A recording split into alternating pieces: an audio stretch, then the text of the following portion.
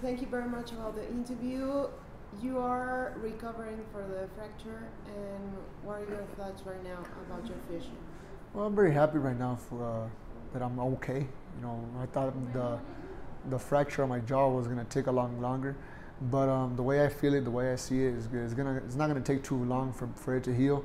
I'm looking and hoping that the doctor gives me the okay to maybe fight late this year or early next year. But I hope it's not too long because I'm just anxious right now to go back in the ring, start training, start sparring, and get it on for my next fight.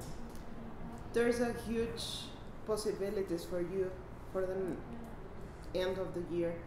Frampton, Quay, Leo Santa Cruz, Gary Russell. What's your favorite for that? There's a lot of big names in this division, and I honestly would love to fight any one of them. These are big names that the fans want to see. But one especially I would want to fight is Frampton, because he's a mandatory fight. So even if I wanted someone else, I'm obligated to fight him. But it's a good fight. Carl Frampton, he's a great fighter. He's a good fighter, and he's gonna go. He gives the crowds what they want, which is a good fight. So let's do it. And if it's a mandatory, I'm gonna have to fight Frampton and give the fans what they want, which is a good fight. And what about Vasyl Lomachenko? He's a little spot in your list. Oh yeah, Lomachenko. We fought. We were an amateur. We fought in the World Championships. He beat me by points, and there's always been that little one thing I want to fight him as a pros. But he's been moving up, and maybe in the future once I go up to 130, I don't see him having any problems going down to 130. But I'll let everything by its time. I think right now in the featherweight division, there's a lot of big names. I wanna let it clear that I want to be the best 126 pounder out there, and then once that's conquered, I would want to go to 130, fight the fighters right there, and hopefully in the future Vasyl Lomachenko can go down to 130. Or maybe, who knows, maybe 135 in the future. But that's a fight I would definitely want to take, because it's a fight that everybody would want to see. Lomachenko, and not everybody, I mean myself, because we fought as an amateur, and it's something I've always wanted to, see how we do in the professionals. You got very tough fights right now. It's Marriaga, Osawa, you name it, anyone, and now Carl Frampton. It's a very big one, a very difficult one too. Being a world champion, I don't see no fight being easy. All the fights are going to be tough. Once you're the world champion, you're the target for all the fighters. And Carl Frampton is not a world champion right now. He's looking to become one, and I'm the one with the belt. So obviously he wants to. Maybe it's nothing personal with me. He just wants to take something that I worked so hard to get, which is my WBO belt. So I'll be ready. I'm gonna be ready to defend what's mine, what belongs to me, which is my belt, because I worked so hard to get that belt, and I don't plan on ever leaving it alone. So it's gonna stick with me, and I'm gonna defend it with all pride. Almost 2 years of being a champion, everything changes, and now you see the things different. Am I right? Oh yes, everything changes being a world champion. There's a lot more pressure.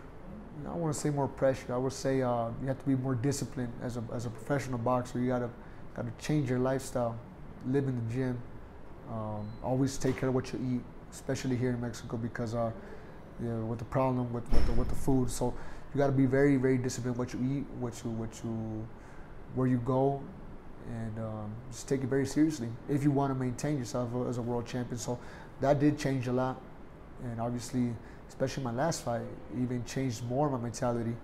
I have to even work harder, and I wouldn't say work hard as physically, but mentally. Work on our strategy more and be a smarter fighter out there. And obviously, knowing that any fight can change your career because of what happened on my last fight. But I think that my last fight only made me a stronger man, a stronger and a smarter fighter, and more aware of my surroundings. And I think it's gonna help me a lot on my next fights. You were talking about to be in boxing for a very long time. So, are you planning to change your style of fighting, to be here, to be safe, to be good?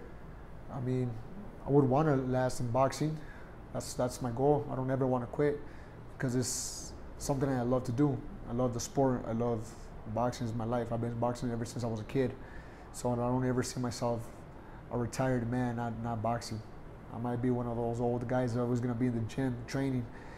But being realistic, you know, I can't fight like this all these fights. I have to be smarter in there. Maybe box a little bit more, work on my defense, work on my strategy. But that's something you do in the gym. You know, that's why you got to stay in the gym and work hard.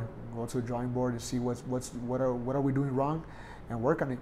So that's what we're gonna do because we plan on being world champions for a long time. Keep on hearing and still, and maybe here and the new. But once I go to 130, it's hard to maintain in your strategy to be smart when you hear the crowd screaming and asking for more. That's something I always tell everybody. Sometimes you let the crowd get the best out of you. You hear everybody screaming Mexico, Mexico, or your last name Valdez, and that pumps you up. And then that loses your strategy. Then you want to go in there and brawl with your fighter, with your opponent, and that's maybe a mistake I've been doing. So I got to work on that. I got to work on not letting the crowd get the best of me, not letting my emotions get the best of me in the fight. But like I said, that's something we're going to work on in the gym. Manny Robles is a great trainer. He knows what to do in the gym. If I made these mistakes inside the ring, it's because I made them, not because of my trainer. He's a great trainer, and I got a perfect team. My father being in here, Frank Espinosa, Frankie Jr. I mean, I got the perfect team to always be well prepared and go inside the ring and fight. But I'm more than positive that my last fight has only made me stronger for my next fights.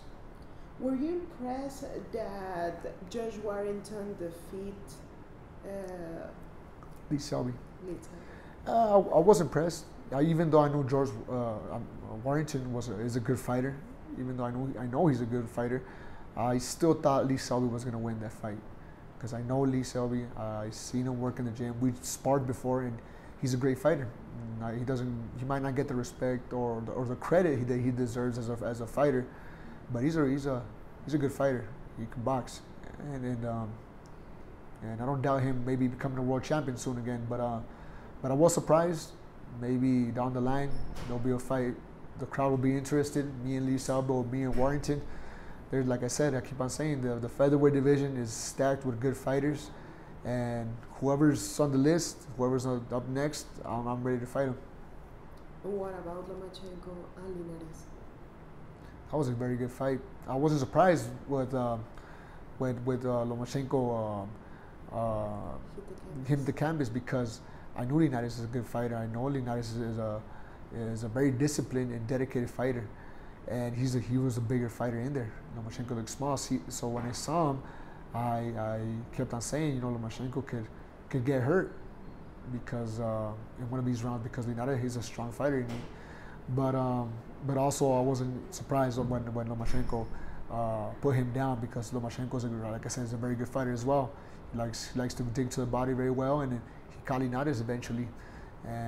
But in all, it was a very good fight for both of them. I congratulate both of them because they give the fans what they want, which is a good fight, and that's in all reality what we're supposed to do. That's where we box to win. Obviously, we box to take care of our families, but in general, we fight to give the fans what they want, which is a good fight.